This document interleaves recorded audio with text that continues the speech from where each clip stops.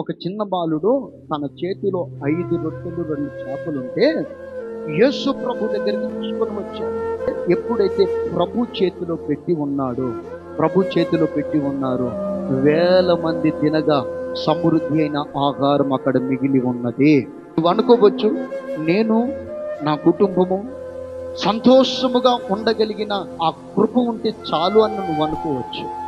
కానీ నా దేవుడు అంటున్నాడు, ఎప్పుడైతే నా దేవుని చేతిలోనికి నువ్వు అప్పగించుకుంటావో నీ మట్టుకు ఆశీర్వదింపబడడం కాదు, సమాజానికి నువ్వు ఆశీర్వాదకరముగా మార్పు చెందుతావు.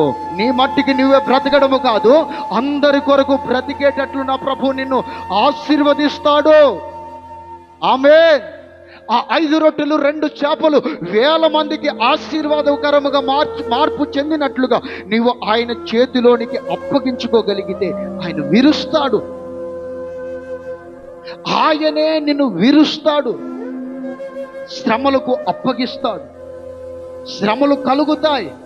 ఆ శ్రమల్లో నువ్వు నిలబడగలిగితే గొప్ప మహిమ చేత నా ప్రభు నిన్ను నింపుతాడు.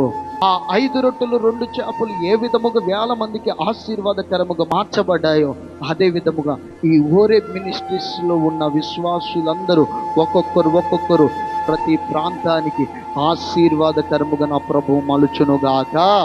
వారి దీవెనకి నీవు కారకుడు కావాలి. నశించిపోతున్న ఆత్మలు ఎన్నో, పతనమైపోతున్న జీవితాలు ఎన్నో, దేవుని ఎరగలేని వారు ఎందరో, వారికి ప్రభువుని చూపించగలిగితే, ప్రభువుని పరిచయం చేయగలిగితే, నువ్వు ఒక రక్షకునిగా మార్పు చెందగలిగితే, నీ ద్వారా వారి బ్రతుకులను నా ప్రభు ఆశీర్వాదకరంగా మారుస్తాడు.